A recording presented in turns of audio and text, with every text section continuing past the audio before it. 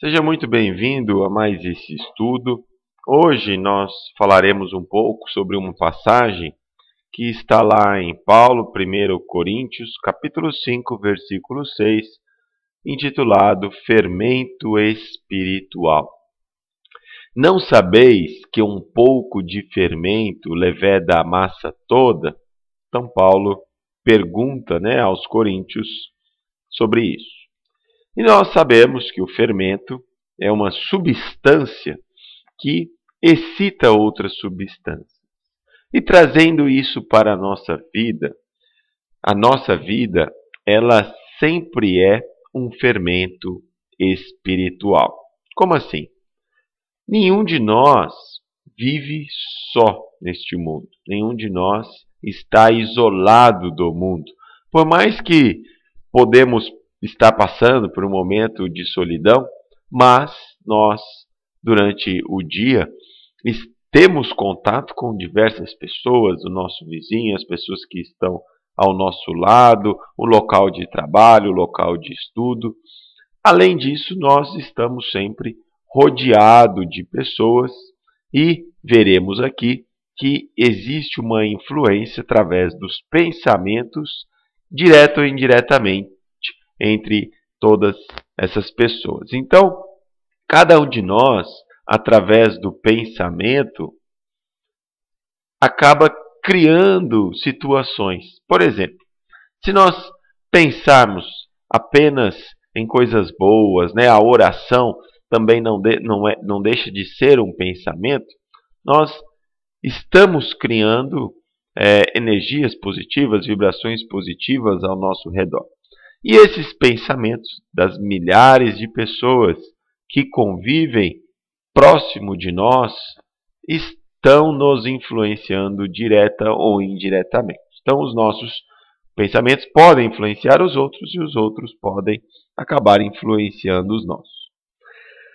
Nossas palavras também influenciam demais a vida dos outros. Porque quando estamos numa conversa, dependendo, é claro, das palavras utilizadas, do tom de voz que nós conversamos, isso vai influenciar o comportamento ou a forma como a pessoa está recebendo as nossas palavras. Então, através das palavras, nós também influenciamos outros, ou pelo tom, ou por ser um conselho.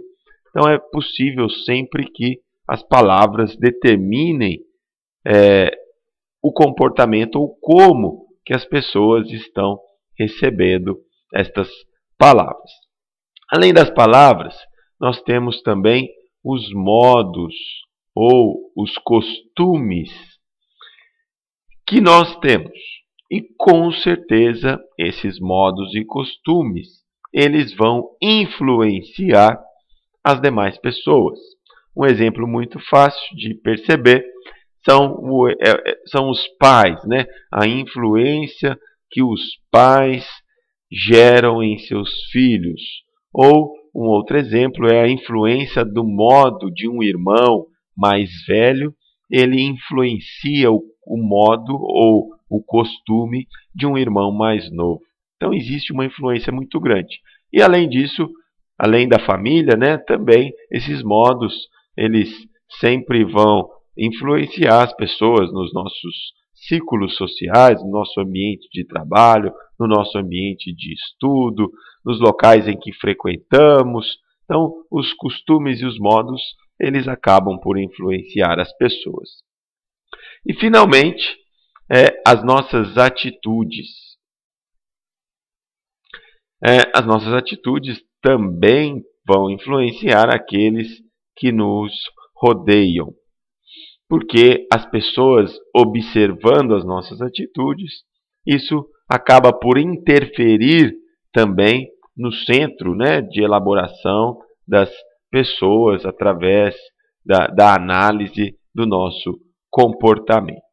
Com isso, nós percebemos que a única forma de nós reformarmos a nossa sociedade, o nosso mundo, é reformando a nós mesmos, a nós próprios, através, é claro, das nossas ações. Então, se os meus pensamentos forem positivos, se as minhas palavras forem sempre palavras de consolo, palavras positivas, palavras boas, né, com educação, se os meus modos e as minhas atitudes também forem sugestões do bem, com certeza nós estaremos influenciando, como Paulo nos diz, é um pouco de fermento espiritual que com certeza vai influenciar e vai levedar uma grande quantidade de massa. E tudo começa na nossa mente, como nós dissemos, o pensamento ele acaba por criar, o pensamento ele tem muita força.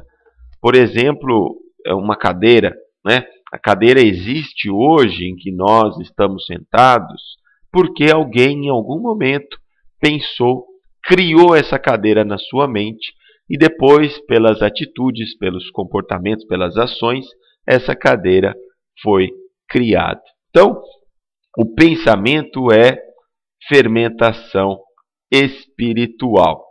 Em primeiro lugar, ele estabelece atitudes. Em segundo, ele gera hábitos.